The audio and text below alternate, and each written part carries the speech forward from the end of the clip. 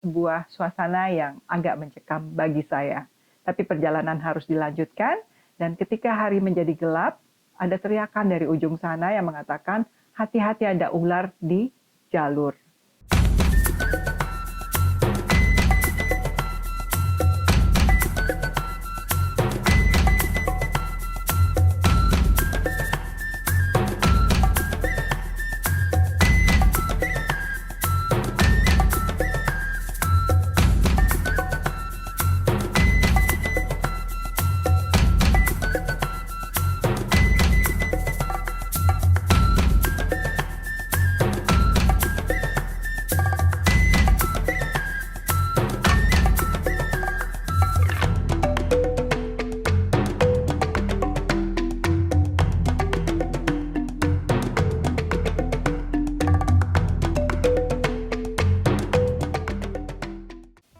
Assalamualaikum warahmatullahi wabarakatuh.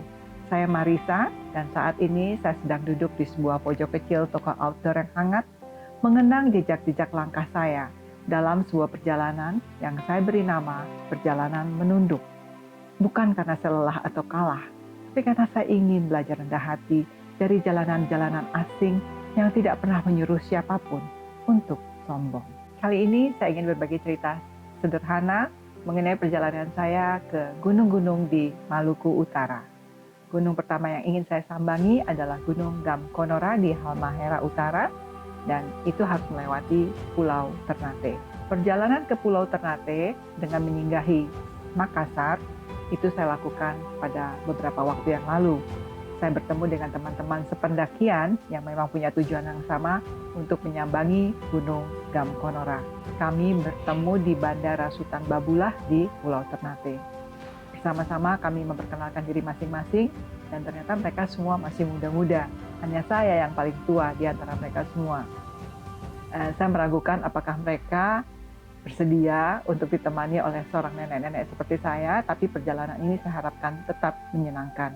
Setelah kami menikmati pertemuan yang hangat, perkenalan yang sungguh menggembirakan, kami melanjutkan perjalanan ke Jailolo melalui kapal cepat. Dan di Jailolo kami menginap di sebuah resort yang menyenangkan. Kami menikmati juga perairan Maluku, berenang dan segalanya, menikmati makanan laut sebelum persiapan menuju ke Gamkonora. Ketinggian Gunung Gamkonora sekitar 1.571 meter di atas permukaan laut, tapi kami menaikinya dari 0 meter. Kelihatannya seperti itu karena tempat base camp kami adalah di tepian laut. Pintu Rimba berada di desa Gamsumi yang berada di sekitar tepian laut. Jadi Gunung Gamkonora ketinggiannya dihitung dari 0 meter di atas permukaan laut. Perjalanan pendakian Gamkonora melalui Pintu Rimba, kami sudah disuguhkan oleh bebauan rempah-rempah seperti pala, cengkeh, kopra, dan lain-lain. Sungguh menyenangkan berada di hutan dengan aroma yang tidak biasa yang dapat kami temukan di gunung-gunung lain sebelumnya.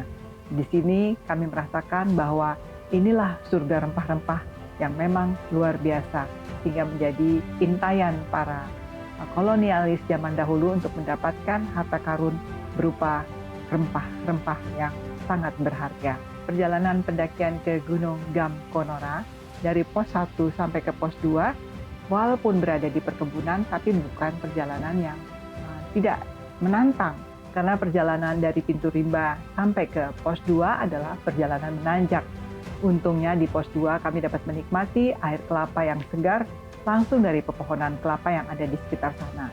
Dan memang banyak petani-petani yang membuat kopra dari tanaman kelapa yang menghampar di sekitar Gunung Gamkonora. Perjalanan dari pos 2 menuju ke pos 3 juga tidak mudah, tapi menyenangkan karena jumlah pendaki yang melakukan pendakian pada saat itu tidak banyak. Jadi menyenangkan, terasa hutan adalah milik kami, perkebunan adalah milik kami. Perjalanan dari pos 3 dan ke pos 4 itu cukup panjang karena beberapa pos yang tadinya merupakan pos berubah menjadi pos bayangan sehingga jarak itu ditempuh menjadi semakin panjang. Kami sempat beristirahat di pos 4, lalu melanjutkan ke pos 5, lalu ke puncak. Perjalanan dari pos 4 ke pos 5 melalui hutan ilalang, dan ilalangnya itu tinggi-tinggi sekali, sekitar 2-3 meter. cukup menyeramkan sih melewati ilalang. Dibandingkan dengan melewati hutan dengan pepohonan, ternyata melewati hutan dengan ilalang yang setinggi-tinggi itu membuat ada sebuah perasaan mistik dan agak menyeramkan karena bunyi ilalang bergeser karena angin itu memberikan sebuah suasana yang agak mencekam bagi saya. Tapi perjalanan harus dilanjutkan dan ketika hari menjadi gelap, ada teriakan dari ujung sana yang mengatakan hati-hati ada ular di jalur.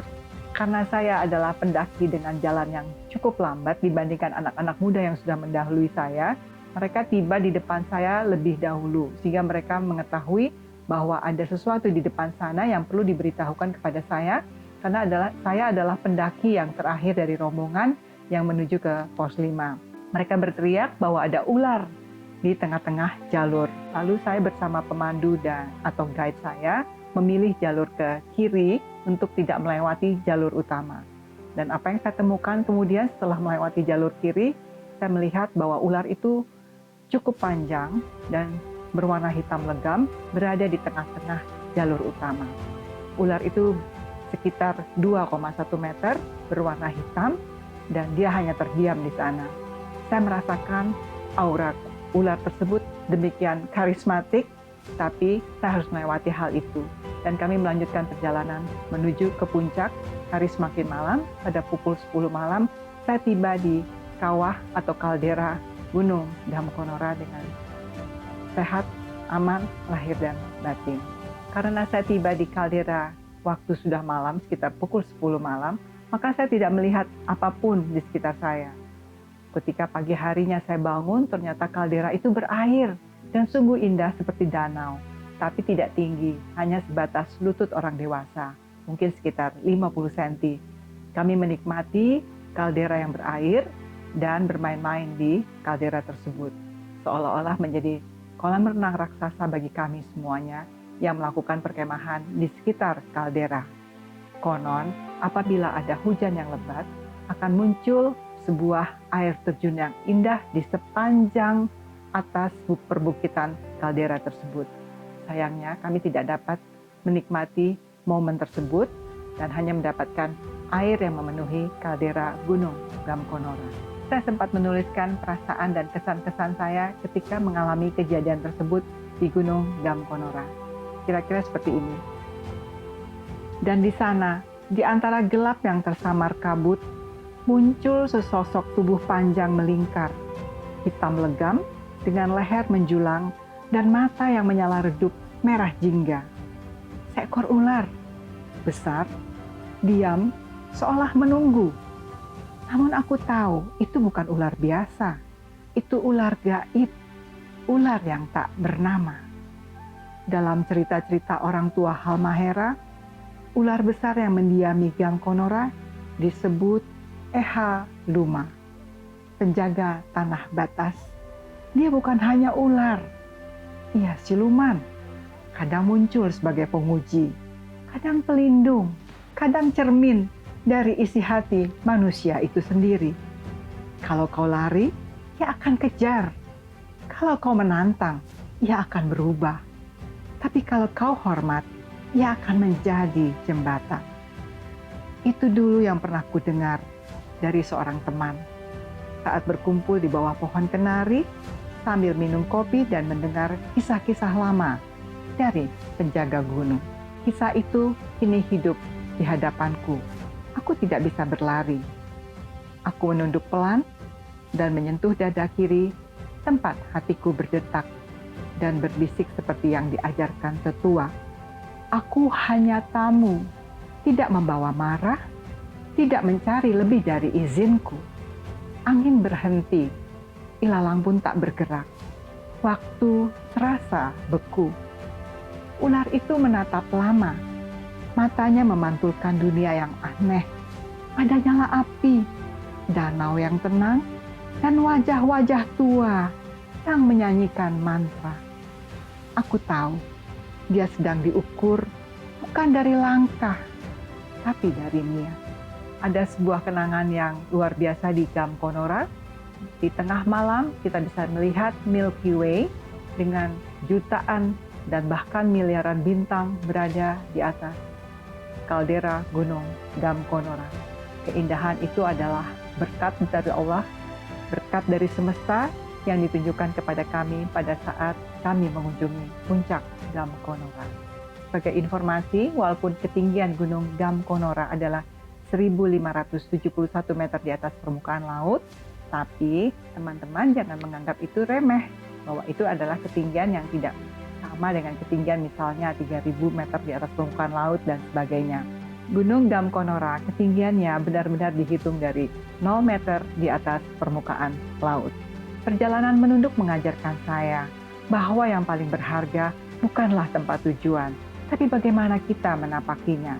Bahwa manusia tidak perlu menaklukkan dunia, cukup berdiri bersisian dengannya, sambil menunduk, belajar, menerima, dan memahami. Maka mari terus melangkah, bukan untuk mencari sensasi, tapi untuk mengasah empati dan mengenal diri kita yang sesungguhnya. Saya Marisa, terima kasih sudah menyimak. Wassalamualaikum warahmatullahi wabarakatuh.